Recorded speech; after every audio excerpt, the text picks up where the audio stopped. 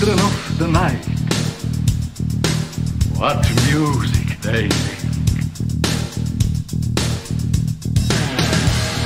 They're all gonna laugh at you! They're coming to get you, Barbara. What's up? I'm not gonna hurt you. I'm just gonna bash you a bit.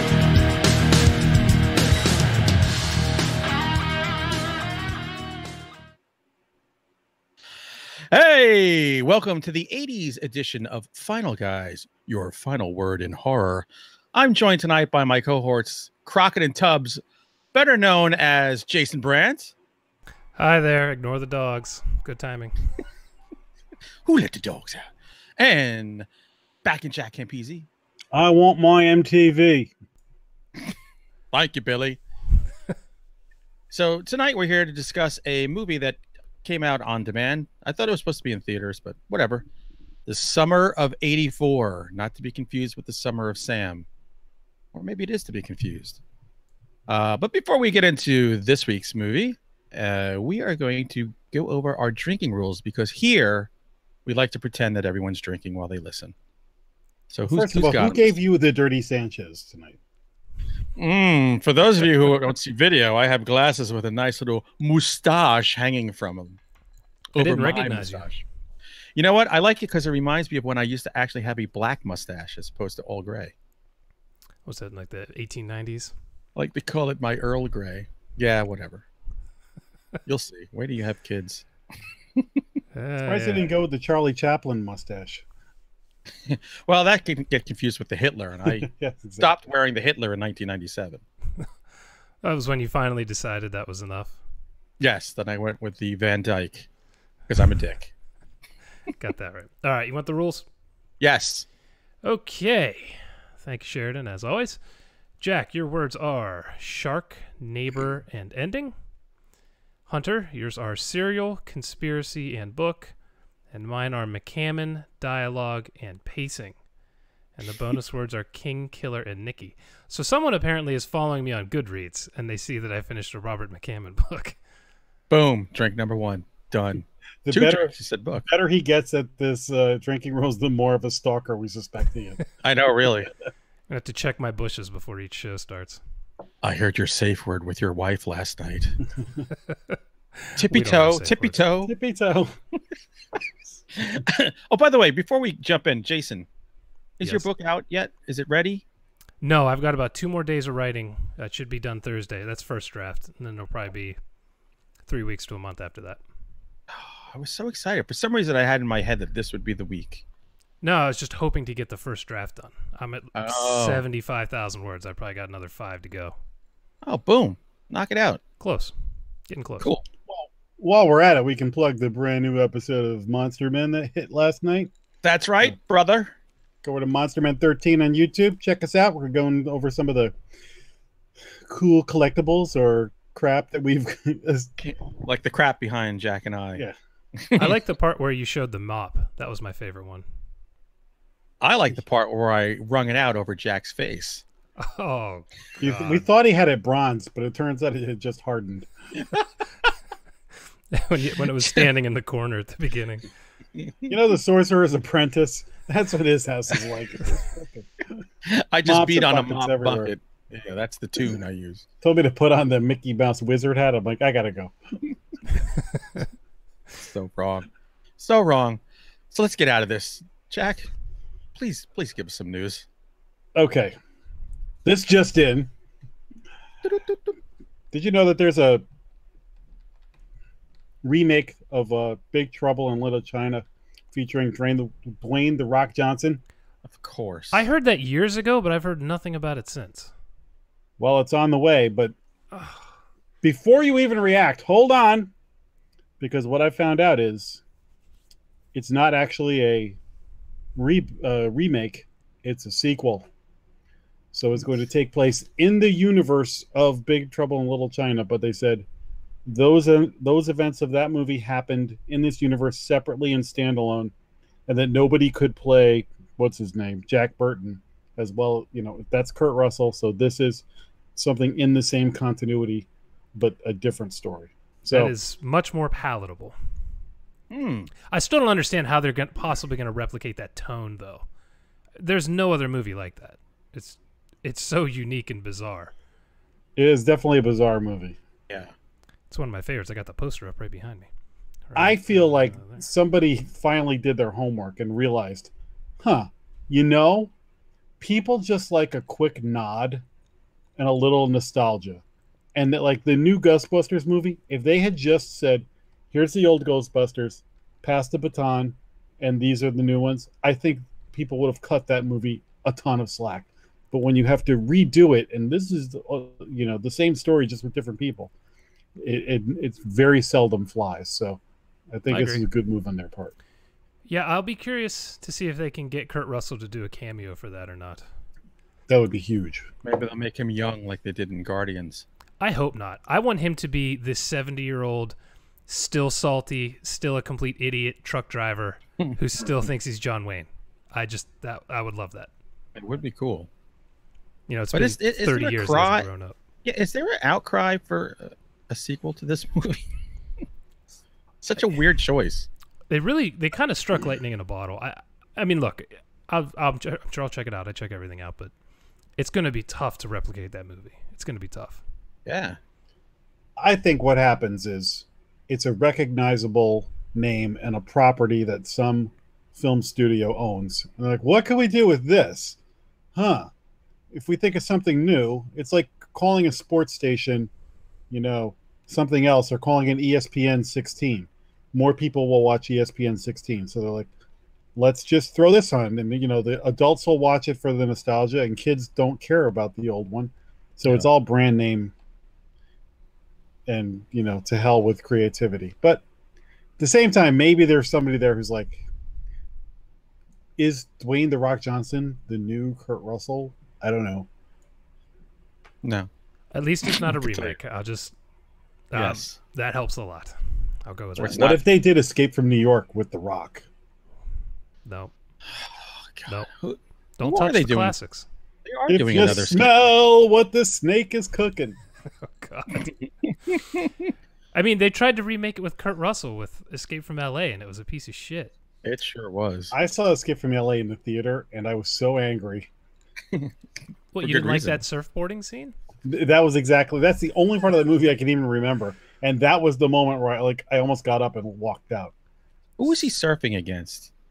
I think he was racing a car, wasn't he? But- Wasn't there like a car on the road, and he was on this water? And Was he that what it was? I Ah, think. that- All a blur. Is Buscemi in that movie?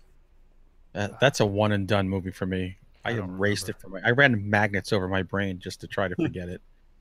Wasn't Bruce Campbell in that? Wasn't he the crazy doctor who was going to cut him up? Might have been. Bunch of prosthetics on him. I could be remembering that wrong. I haven't seen it in a long time because it sucks. Yeah. Our next story. I had to bring this up because it's causing a little stir in the Final Guys cult world. One of our more outspoken members, Pam Morris, has her feathers in a ruffle right now, and a lot of people probably are on her side because Netflix is doing a 10-episode miniseries of The Haunting of Hill House. Yeah. Which to some people like her feels it's sacrilege.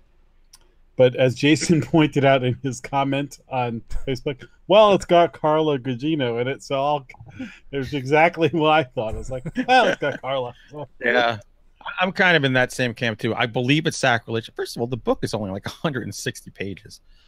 And then a Robert Wise movie, is sheer perfection, but I don't know. I'll give it a shot. I didn't We'll read see. the article. Is this an actual remake of the movie? Is this taking place later on? I didn't. It has to. That's a good I saw her question. rage. It's and I was like, described "Whoa, as okay." a modern reimagining of Jackson's novel. Here's the synopsis. A group of siblings who, as children, grew up in what would go on to become the most famous haunted house in the country. Now adults are forced back together in the face of tragedy. The family must finally confront the ghosts of their past, some of which still lurk in their minds, while others may actually be stalking in the shadows of Hill House. I never read it, so I don't know. Here's the reason I would give it. I actually don't begrudge anybody who is dreading this because the track record of crap like this is not good. However, because it's a 10 episode miniseries or whatever, rather than just a movie, I give it hope, because sometimes that format and the fact that it's more of a reimagining than it's going to have to be to ring out, adaptation. I will cut it slack and see how it is, because sometimes, like the TV show Hannibal, I had wanted nothing to do with it. I watched it. I was like, oh, actually, this is pretty good. Kind of ran out of gas, but it was pretty good. So I'll give it a shot. Some of the other people, Timothy Hutton's in it. Whoa. He's alive? That's a blast from the past. He is alive. I don't know anybody else. Robbie Benson in it too? Jesus. Michael Huesman, Henry Thomas, Elizabeth Reeser. And I don't know any of these people. Maybe it comes out on October 12th. We've got a lot coming up in October, so it's going to be good, because it's been a little for the last 6 months, really. It's been a rough year. It has been. Mike Flanagan is the director, and he's behind Oculus, Hush, Gerald's Game, Ouija, Origin of Evil. That was, I knew there was a reason why I hadn't had total hatred for this project. I'd forgotten that he was helming it. So there's hope. Is he directing every episode? That's a lot of work. I'm not IMDb. I don't know. You know. Well, his name's on it. I'm checking it out. I've seen one thing from that guy I didn't care for all that much. So anyway, pregnant. There's also going to be, this is, I just copy and pasted this in. It's such a big freaking article, but really the idea is that they're carving out a Texas Chainsaw Massacre TV series. Like I said, carving out. Nice. Yeah. Is it a 10-episode series on Netflix? I don't see anything about where it's going to be. The gist of this story is that Legendary Pictures has gotten the rights to Texas Chainsaw Massacre, and supposedly they are going hard after the Friday the 13th rights that are coming up soon, and also the Nightmare on Elm Street.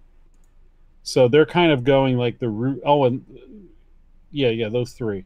So they're kind of going the route of the Blumhouse, and so there is speculation that if the chips fall where they may, we could get a shared universe with Freddy, Jason, and Leatherface.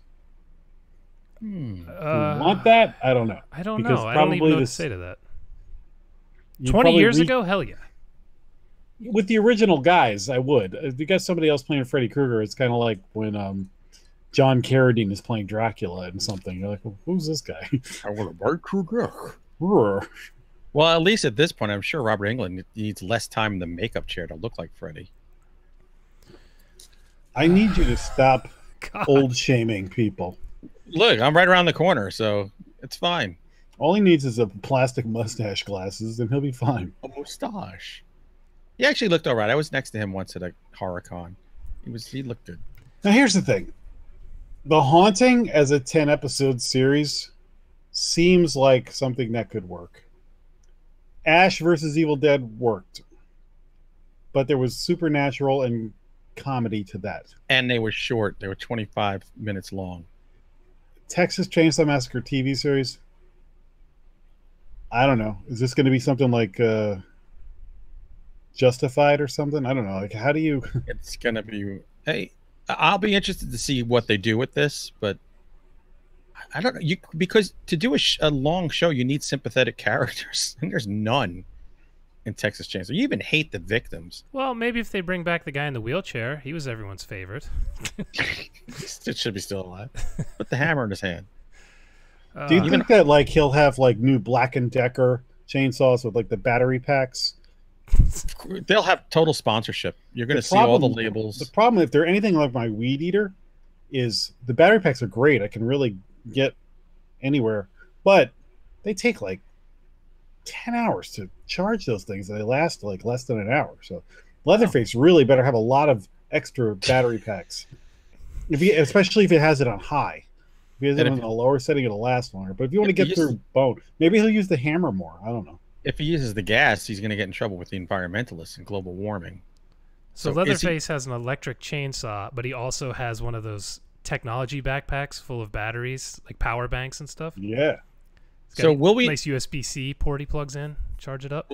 I guess we'll determine. This will determine whether he's a liberal or a conservative. We'll see what kind of tools he's wielding. Maybe this will be Leatherface Ragnarok, and right at the beginning, he'll lose his chainsaw. God. I have a feeling we just spent more time talking about this show than we're going to want to after actually watching the show. Possibly. I do not have high hopes for that storyline. Well, that's all the news fit to print. So with that, thank you, Jack.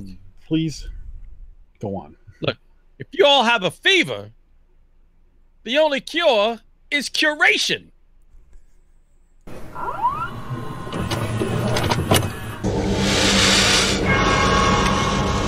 We have such sights to show you.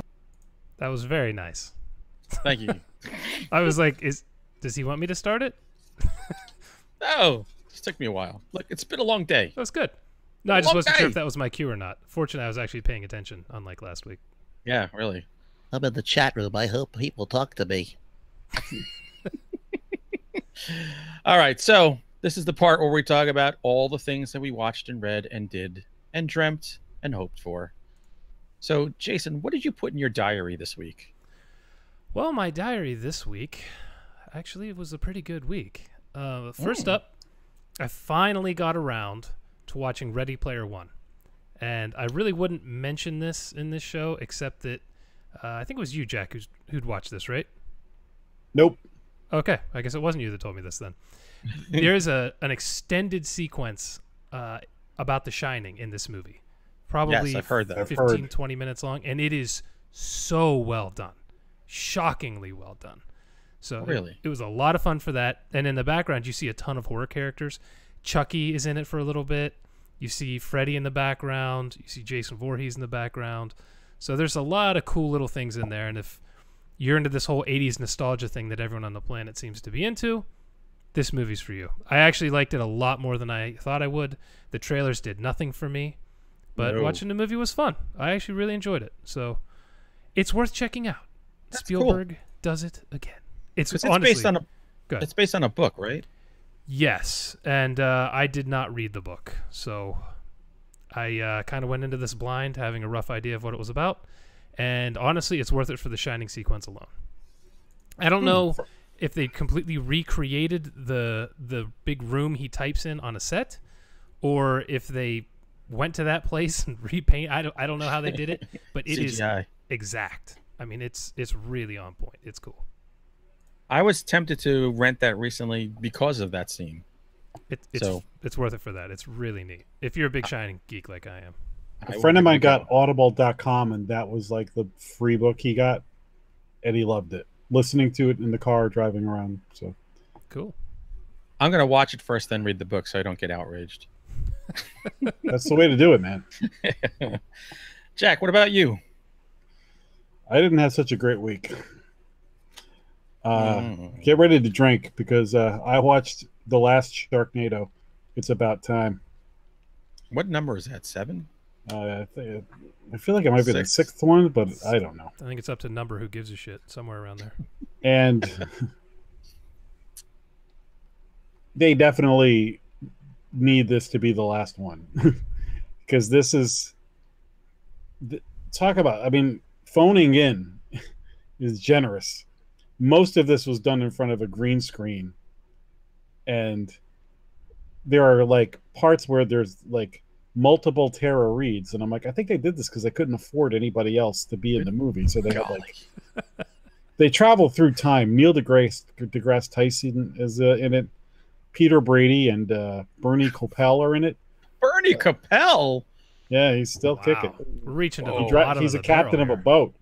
A few other people, but it was painful. I was like reading. I was like, okay, I can't just devote my attention just to this. But I also felt like, just for this show, I'm gonna actually sit through the whole thing and get it. And I really think the whole Sharknado thing is better as in concept and joking about it and as the trailers.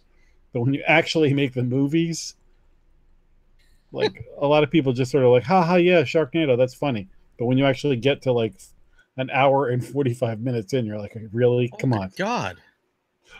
So you're telling me that this is a franchise of diminishing returns? I find this hard to believe. You know, there were so many better moments in the other Sharknadoes. You had Hasselhoff. You had a lot.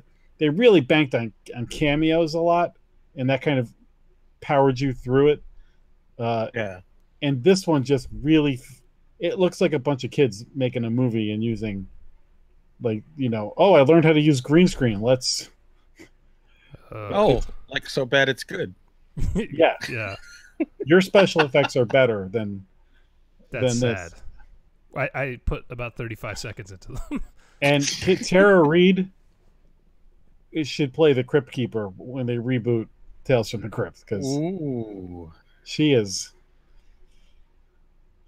She's been around that Sharknado one too many times. Is Ian Ziering still in it? He's still in it, and God bless him, because he takes it on with Adam West like sincerity. So, you know. Okay. Well, shocker. I haven't seen one since number 2. So. I'm going to tell you this though, that wasn't the I've worst seen the shark first. movie.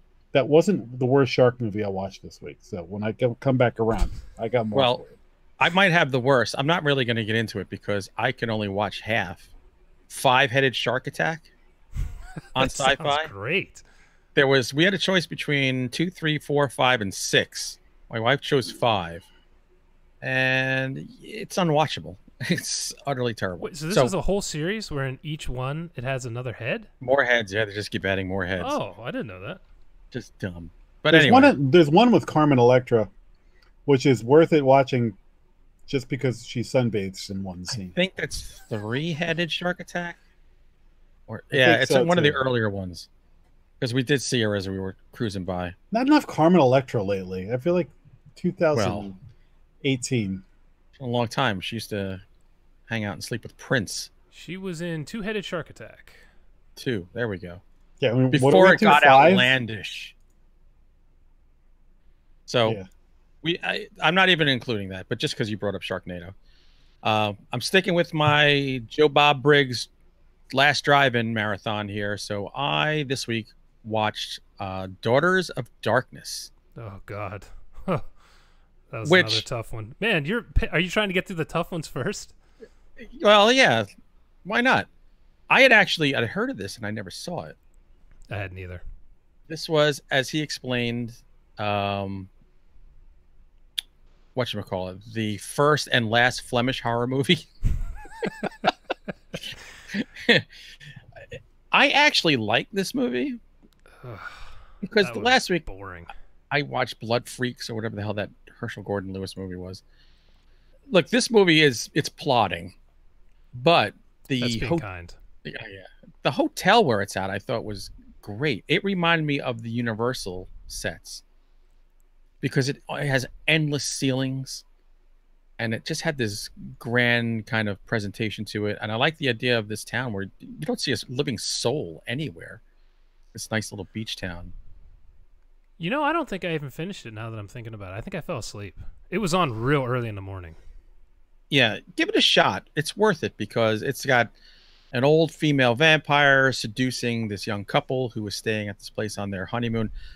I think the married guy, is more of a weirdo person to really fear than the vampire. It had a cool ending. The great thing about these Joe Bob movies is we're all going to get through these differently. So like every week, somebody's going to have to listen to one of us talking about a movie the last guy talked about. So this week I watched Daughters of Darkness, and here's what I thought about it. Yeah, I didn't mind it. It's an art house vampire movie from the 70s from the Flemish region. It's a little niche.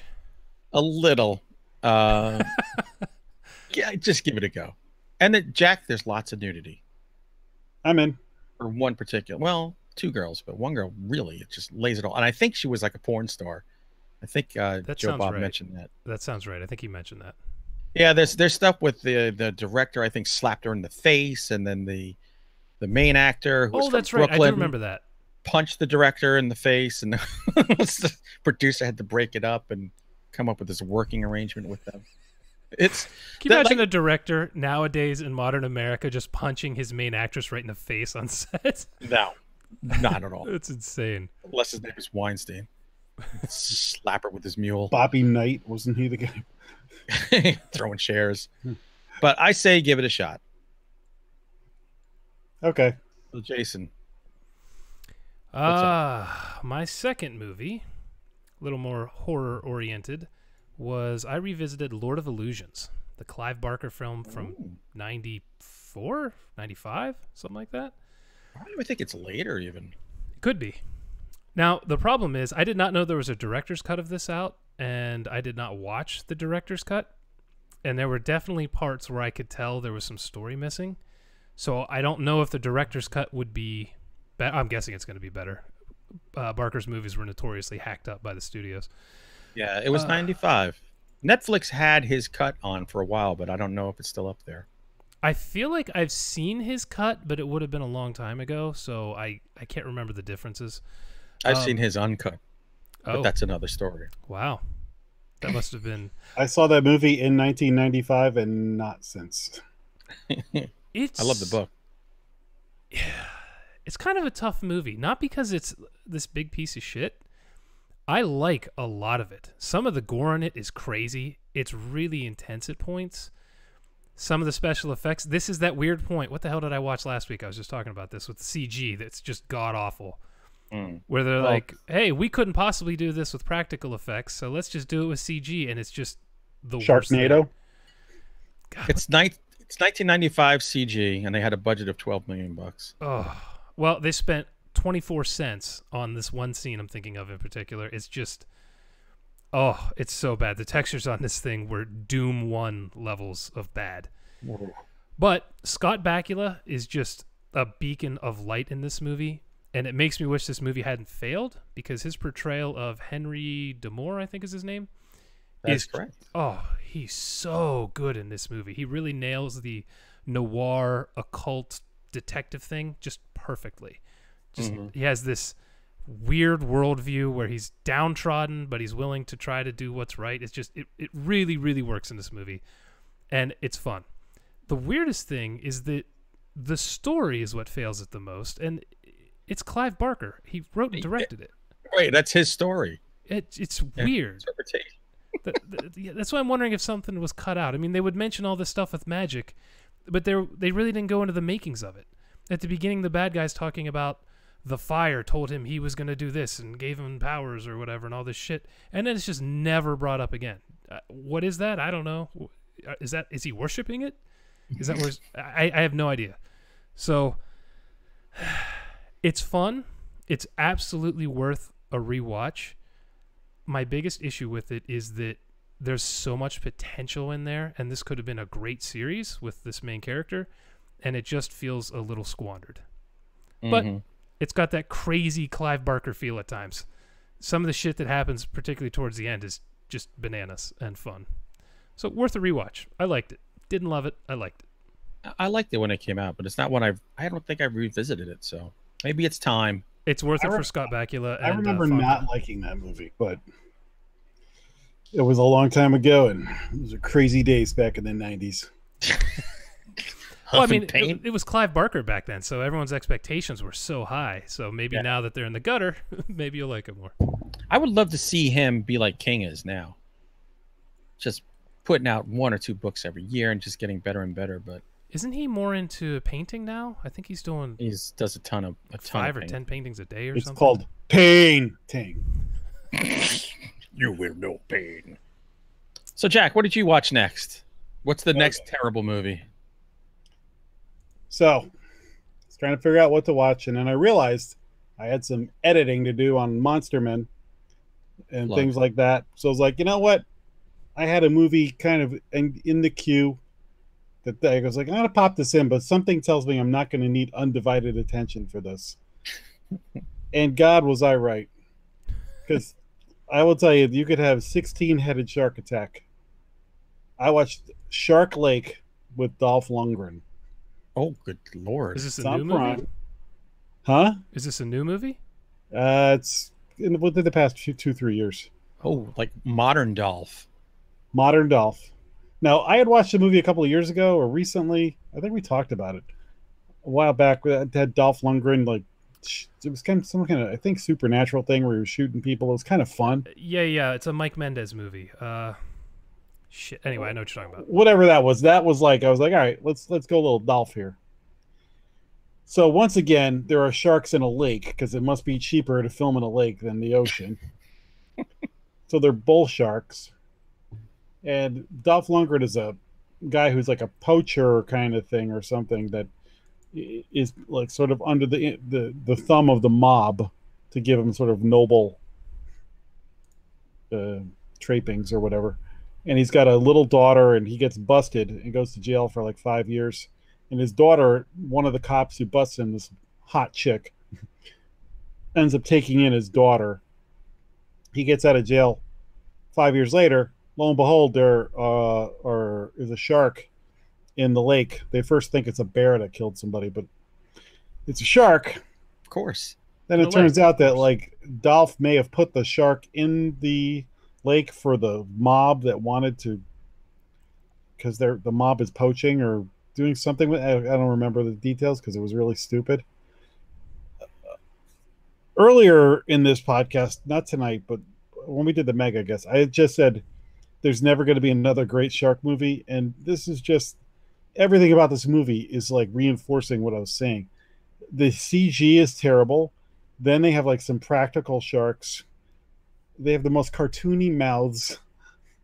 When they have sharks, there's like 45 minutes of this movie before you even see a shark, really. Dolph Lundgren, I think, filmed for like 2 days. Because he's in it, then he's not in it, and there's other characters. Then he kind of shows up at the end. And oh god, so he kind of mailed it in. So it was very chopped up. And I mean, it wasn't even dumb fun. It was just like painful. Luckily, I was doing something else, so it was just sort of background noise for me. But if you're going through the Dolph Lundgren category, I'd say go watch Universal Soldier or the Expendables. Anything but that. Or Don't Kill It, as the chat reminded us. Yes. That's it. All right, I'm going to avoid that. In fact, I've already forgotten the name of it. Yep. So I watched Sharknado going, I don't know if it could get much worse than this for shark movies. And actually, Shark Lake, because of its boringness, is worse than Sharknado. That's something. Well, I decided to go with the old-time classics one day after work. I said, I got about an hour. Let me watch an old movie. So I put in White Zombie. Oh. Which, my favorite band was named after. And my copy is so terrible. It's like a copy of a copy of a copy of a copy that you have to put the volume up to 100 to make out anything through the pops and crackles and everything. There's cuts where stuff is missing. So luckily, Scoop Dunnings was here and then brought over his Blu-ray version the next day, but I haven't watched that yet. This is the movie about young honeymooning couple go to this island and they visit this guy they met on their honeymoon ship. He's this rich kind of plantation scumbag, and he wants the girl, so he goes to Bela Lugosi, who happens to be running the zombie slaves that are running the, I don't know what the hell they're making, something cane sugar, whatever. And so he makes zombies, and his thing is he gets Bela to make this woman into a zombie to fall in love with him and be only with him. It's a cool movie. I mean, it's for these old movies, it's about an hour and 20 minutes, which is actually pretty long, considering Frankenstein is about an hour and 5. Yep.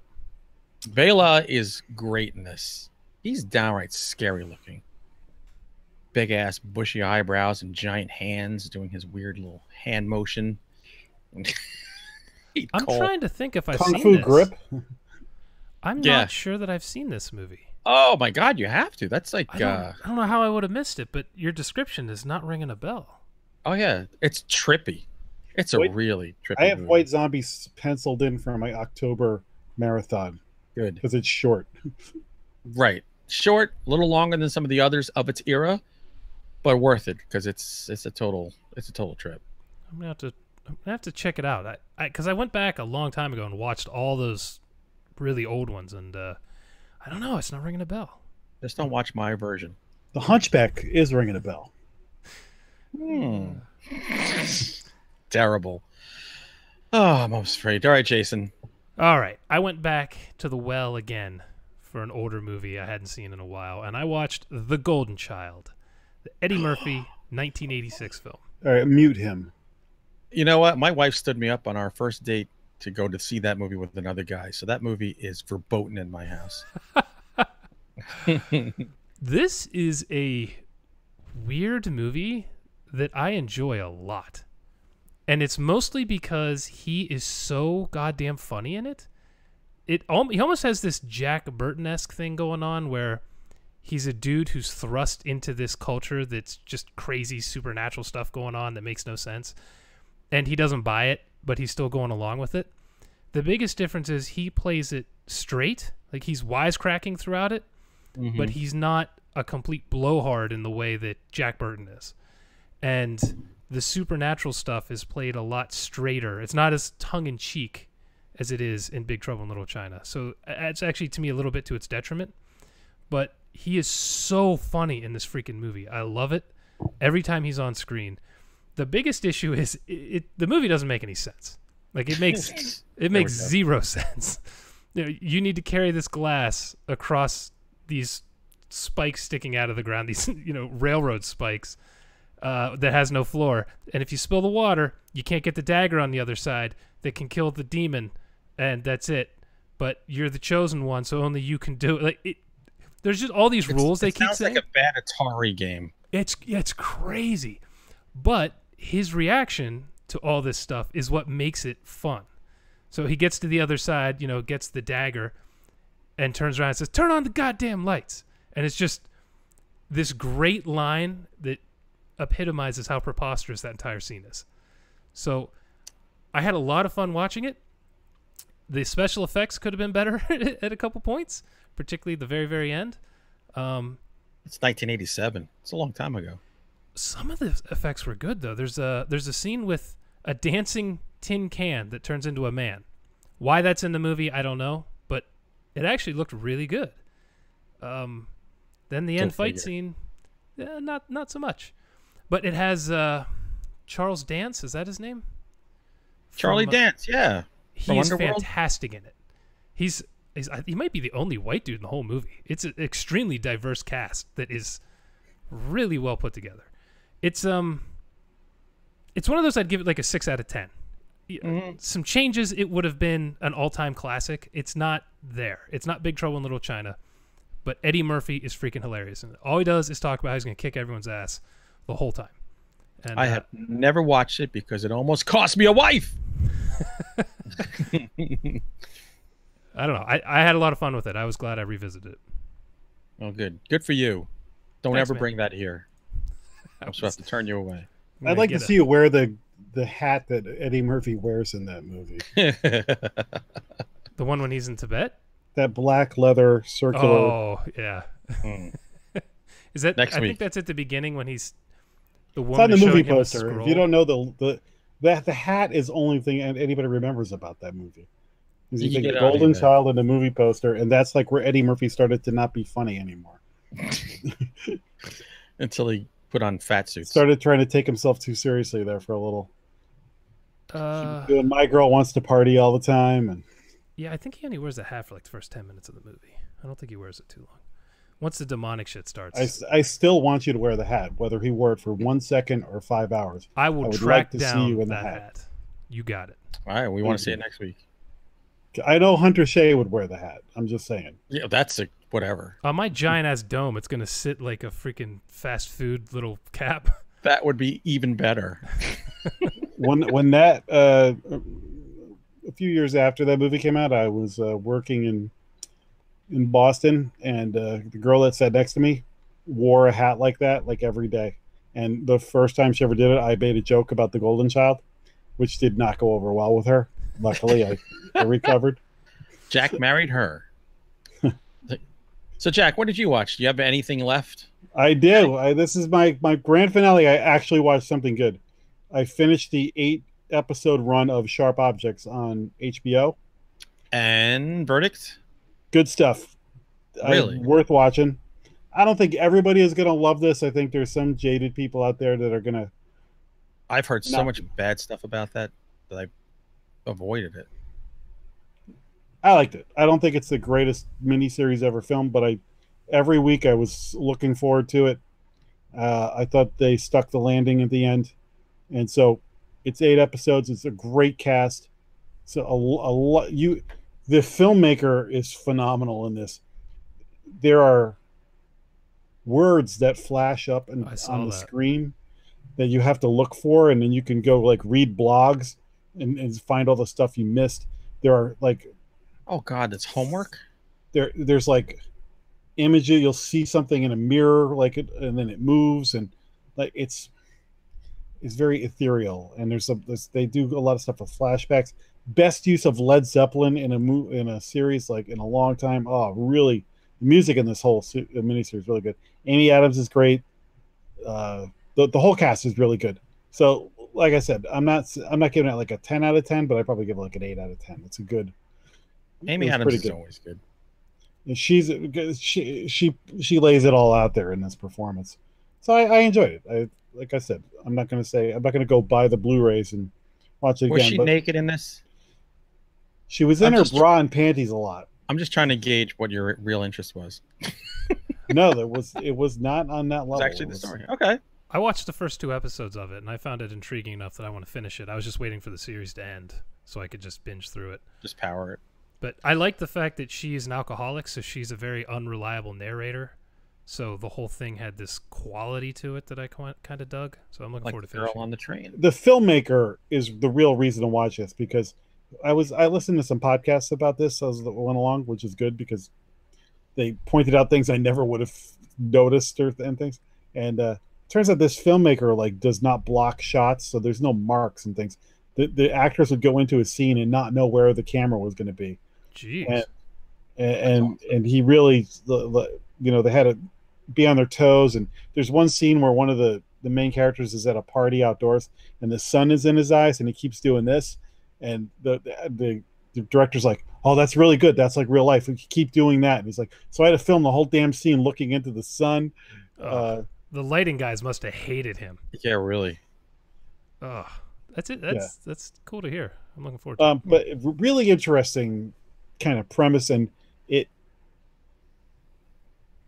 takes a story about sort of a alcoholic self-harming person and wraps it into a kind of a murder mystery and puts a lot of spooky trappings on it. But if anything, I went in thinking this was going to be a lot more True Detective and possibly more supernatural than it was. It's really not supernatural. It's a little more haunty as far as like, but overall, I suggest watching it. All right.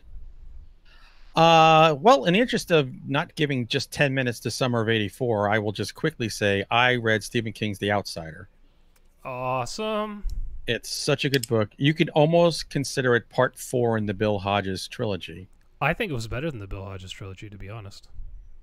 I think it was because it was all contained in one book. And the idea was just fantastic. It's just a brilliant concept.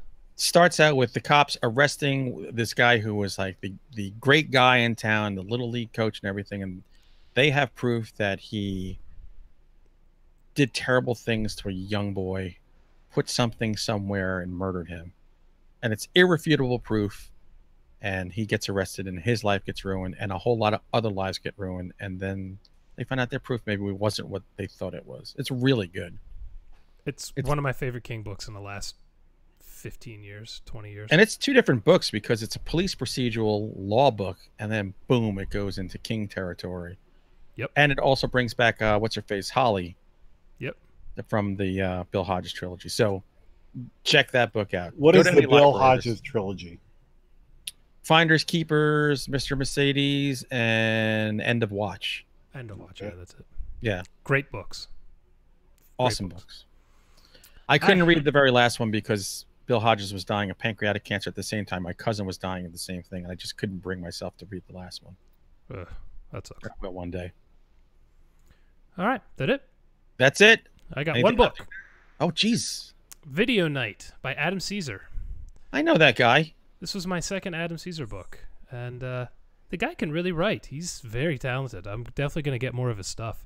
Hail that Caesar. This was some high school kids get together and have a video night every couple weeks or something like that, and while they're planning it, their town is attacked by aliens, essentially, in kind of a backdoor method, if you will.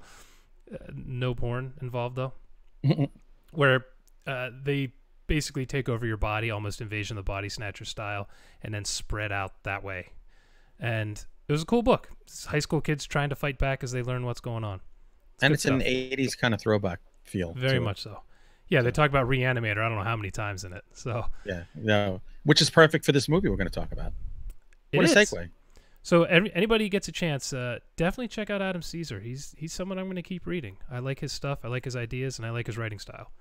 And his head of hair is spectacular. Well, it's a little shorter now. He's at the Black T-Shirt Project, his podcast. Check it out. Yeah, that's but good not too. In favor of ours. Still watch ours. Listen to ours. Then go to his. Okay, I'm done now. All right. Okay, let's go on to the Big Baboo movie this week. Summer of '84. You like scary movies? Uh-huh. What's your favorite scary movie? I don't know. You have to have a favorite. What comes to mind? And I just wanted to say that I did not say McCam in there, Bradford. You're 2 weeks ahead. You'll get it, though. All right, sorry. Good. So yes, Summer of '84. I saw the coming attractions for this in the Alamo Theater, and I was actually kind of excited to see it, and then it never came, or if it did, I missed it. I blinked, and it was gone. So now it's on demand. You can pay. I think I paid $6 for it. I don't know. You guys probably paid 99 cents. I'm the sucker who always pays more. That's I think a I four paid something. $5. Yeah, Do you? Who wants to explain? Give a 30-second synopsis of this movie. Who can do it? I mean, I can, but it's going to be a 10-second synopsis. All right, go for it. It's a coming-of-age story about a bunch of boys, one in particular, who begin to believe their next-door neighbor might be a serial killer that has been stalking their area for presumably years. I can't really remember the details of the timeline. But they start seeing trends with the guy. One of them's in his house at one point, and they see he has a locked door in the basement, and just little things that start to make them wonder. So they start doing as boys do, and they start trying to spy on him and setting up sting operations to check out his house while they're playing flashlight tag games. And there's a slow, and when I say slow, I mean slow at the beginning, escalation through this story as they try to discover if he is or is not the serial killer. And the synopsis of this movie is Stranger Things and Fright Night with a serial killer instead of a vampire. I called it when we were watching. I said, "Oh, Stranger Things cash grab." That was my synopsis. But it's Fright Night too. It's a little bit of Fright Night, a little bit of Scooby Doo, and the cop who is the one they suspect is the serial killer. He is the husband of what's her name? Something Gilpin from Glow. What the hell's Glow? What the hell's Glow? Oh my God! It's about the gorgeous ladies of wrestling, but it's a fictionalized thing. It is. Mark Maron's in it. He plays their manager. It's fucking phenomenal. Alison Brie is on it. Netflix. Yes. So that's one you all should watch. Looking it up now. So Jack, what did you think of Summer of '84? I thought it was okay. I didn't like it as much as I was hoping I was going to like it, but the thing I was kind of watching it and I felt it was a little slow. It was interesting that they didn't go hard on the nostalgia stuff. So there was a part of me that appreciated the fact that as somebody who was around in the summer of '84, these guys act way more like actual teenagers than, like, say, Stranger Things or the Goonies, because they talk about porn and what they talk about sex, like sex, and they steal Playboys and they give each other a hard time every chance they can.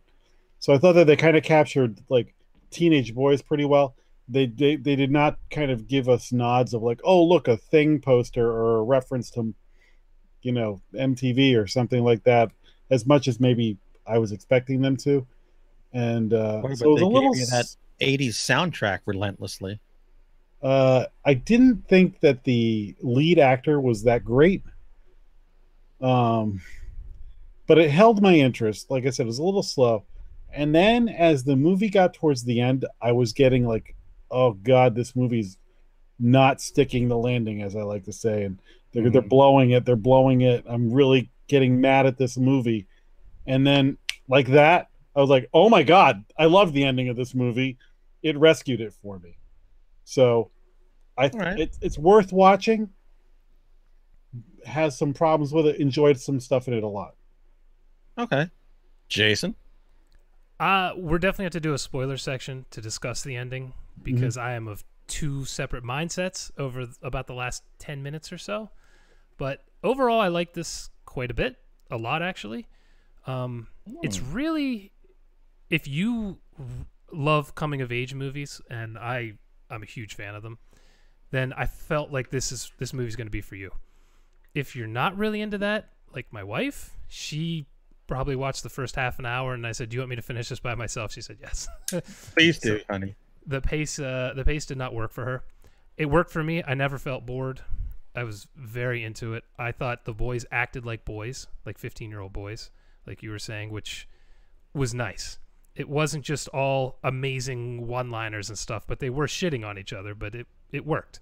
The sex talk all the time, the fact that their parents still ruled supreme over them, that if they got in trouble a little bit, they were grounded and they were in trouble.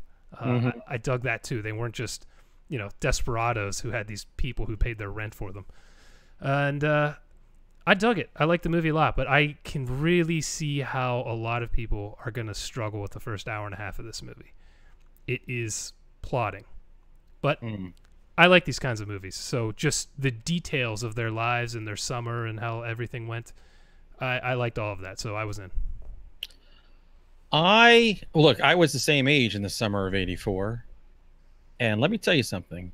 Folks who watch this in Stranger Things, all of us did not have walkie-talkies to talk to each other. In fact, if I saw a kid with a walkie-talkie my age in 1984, I would probably take it out of his hand and throw it in the sewer and call him some name that is probably politically incorrect now.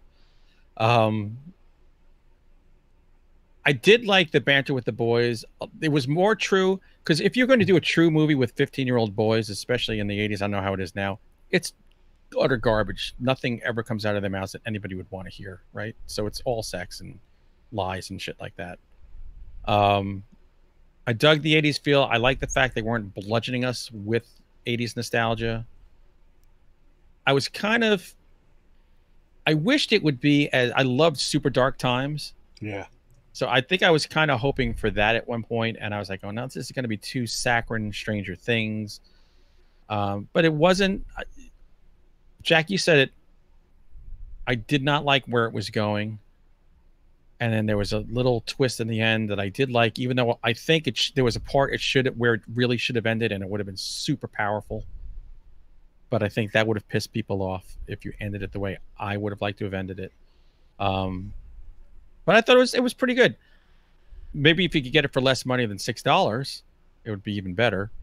Once again, I think the Netflix bar, if they had just come on Netflix and we didn't pay to watch it, we'd be like, hey, it's a pretty, our opinion would have been higher of it.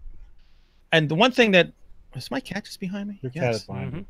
The one thing the cat is in the house. Look at this cat. It doesn't even belong in here.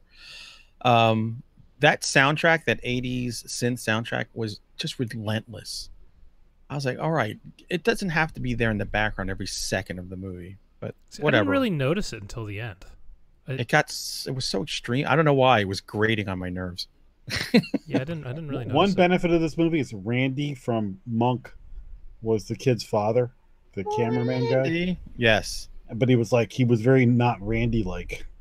Oh, by the way, the girl who was the quote unquote love interest, was she supposed to be his age, or was she his babysitter? She's older. She was his babysitter. She looked 28 minimum. Her character was the one character in this I thought wasn't done well. how much older was she supposed to be than him that she's interested in him, even though she babysat him no more than 3 years ago? Yeah, but if you think about it, a 16-year-old babysits like a kid who's like 3 years younger than her. I don't know. So then she would have been, what, 18 or 19 here, and he was 15? She looked older than his mom. I don't know. I didn't quite get the timeline. Like, why the hell is she interested in this freaking kid? Like now, once you hit 20-something, 3 years is nothing. When you're in freaking high school, 3 years is a world of difference. Yeah, and you're gonna tell me she's a misfit looking like that? No. That was my biggest issue. Her character just didn't feel right to me. Yeah. Now, their reaction to her interest in him, the boy's reaction, spot on. Just, like, they don't believe it, and then he hit the lottery. So then they all cheering and grabbing him when she's right there. Yeah, she's just around the corner. Which would have happened too, because you have no sense when you're 15. Oh, we'd have carried him home on our shoulders. Oh, by the way, another bone of contention. At 15, we did not ever play Manhunt. That was for 9-year-olds. We called it flashlight tag. Oh, you did? Oh, I don't know if we played it that old, but I played laser tag. I was older than 9. I would say junior high school we played it. We had a game at around that age we called Chase, where if you were you were on your bike. We had to stay in the streets, so you couldn't go into yards, and the person on the bike was given a belt full of screwdrivers. And his job was to ride you down on the bike and chuck screwdrivers at you. Let's just explain one thing for anybody who doesn't know you. You have the freaking weirdest upbringing and childhood, and nobody in the world has the same experience. So when you're like, "Oh, we didn't do that. We were running over hookers with." Look, 15 years old in the playing basement. Tag. Come on, there had to be some element of danger by then. I was playing laser tag when I was 17 still in my yard. So I loved that shit. The sad thing was you were by yourself.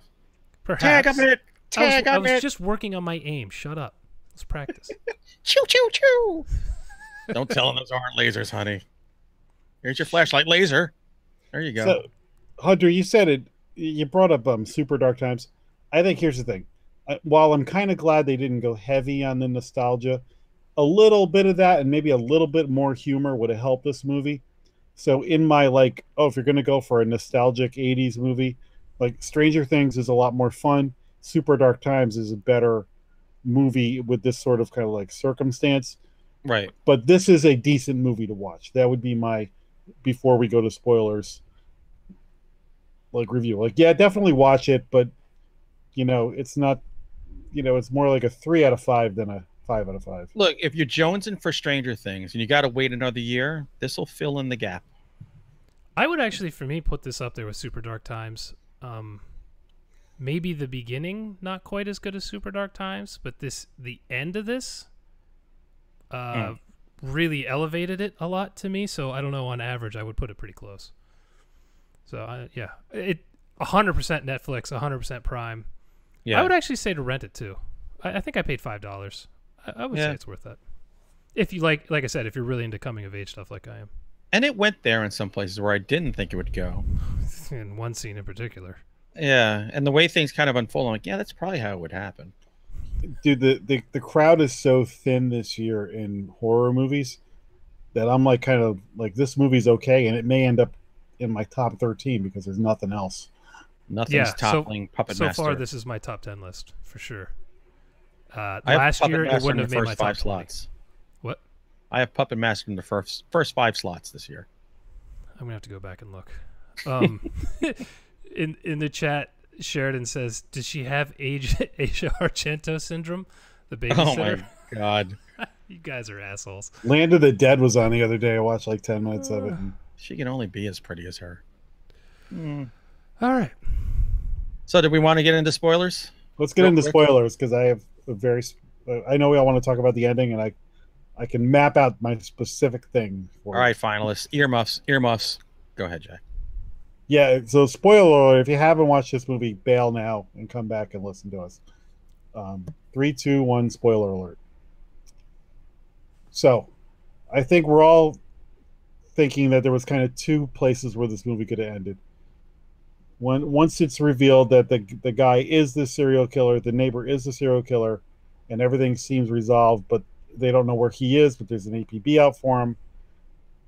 He turns out he was hiding in the attic, and when they all go to sleep, the stairs come down and he sneaks in.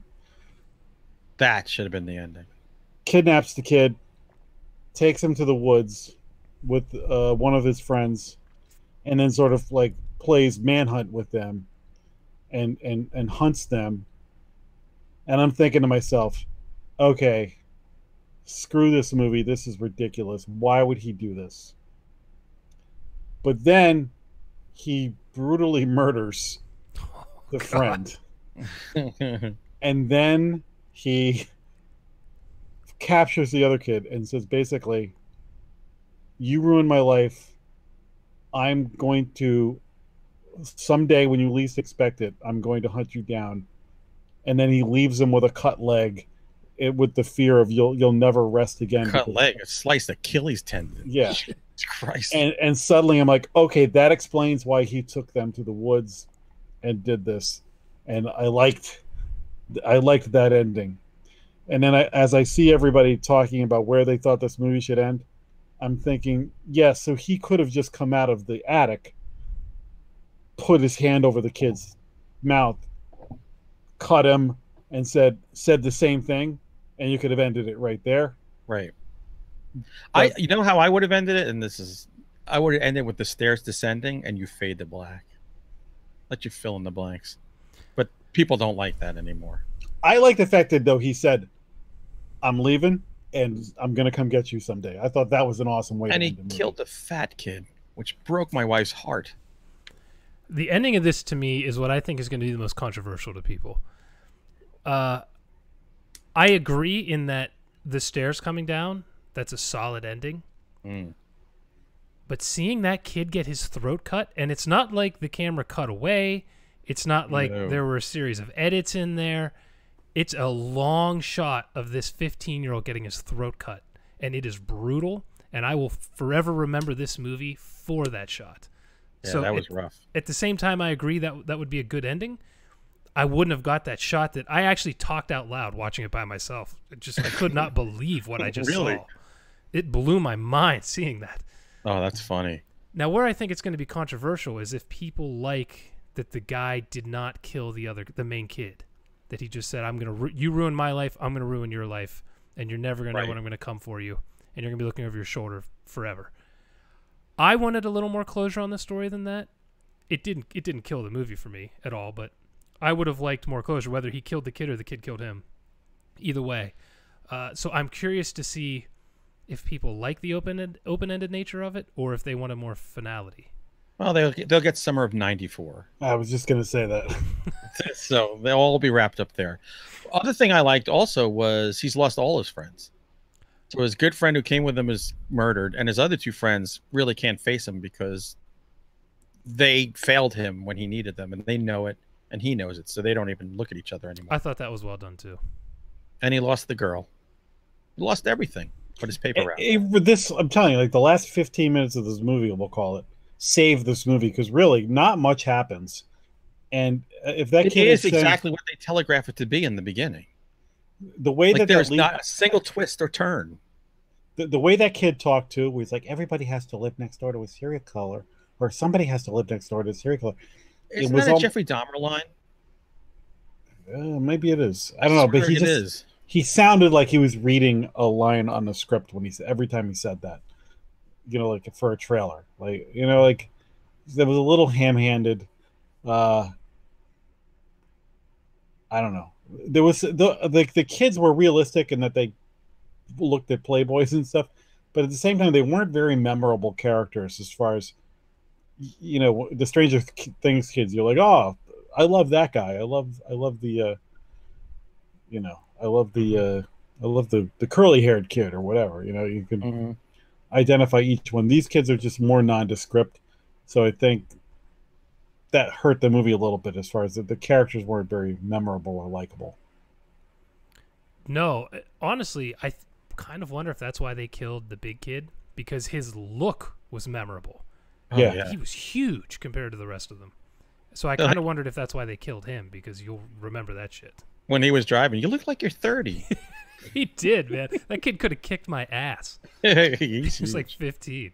As a kid who many times we stole a car before we got our licenses from one of our parents when they weren't around, and we got pulled over.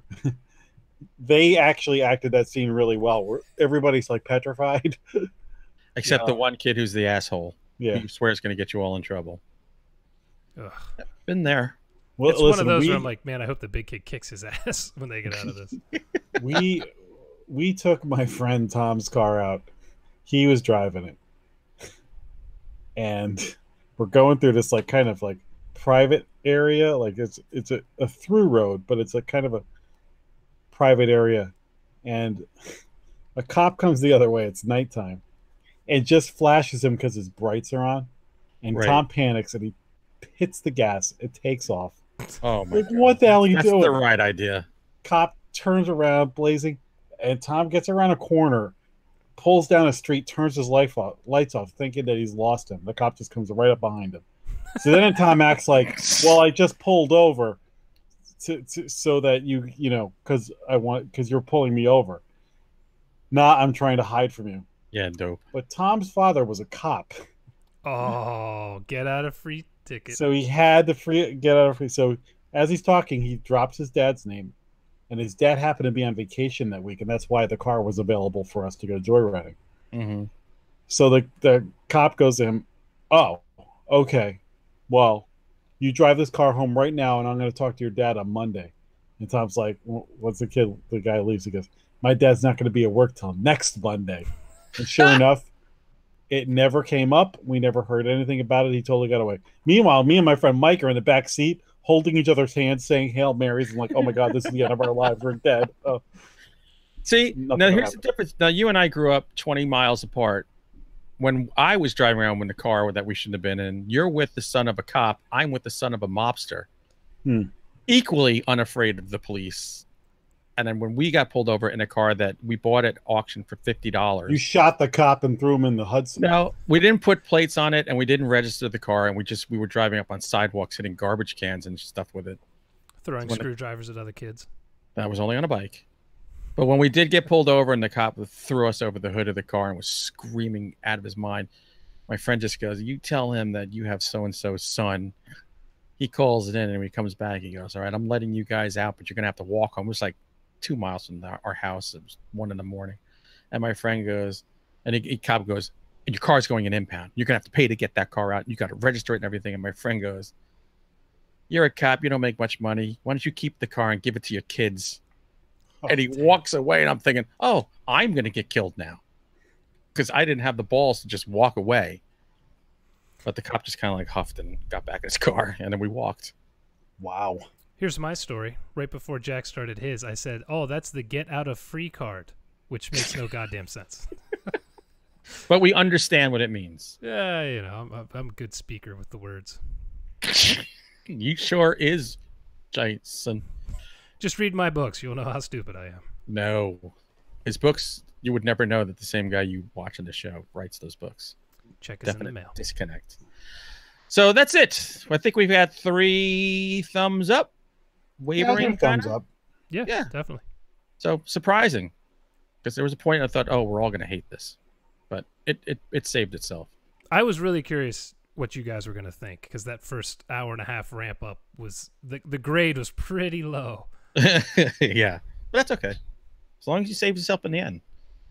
So that's it for this week. We encourage you all to please, dear God, like us and love us and tweet us and whatever else you got to do. But subscribe give us on ratings.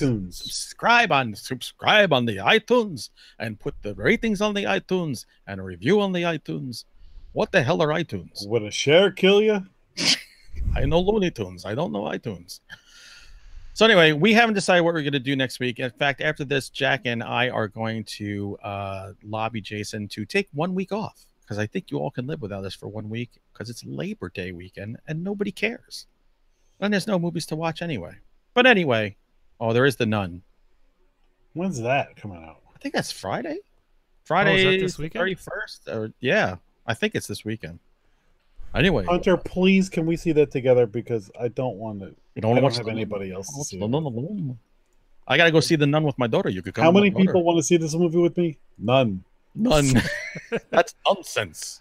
I'm not gonna lie, that's a movie I had absolutely no interest in, but that first trailer had one of the most effective jump scares I've seen in the last 5 or 10 years. I'm actually excited. Well, not excited. Not like There's hard a- Could be a nipples. complete I want to sucker, see but- it. Very good chance I will not see this movie for our podcast. If we take a week off, there's a better chance I'll see it.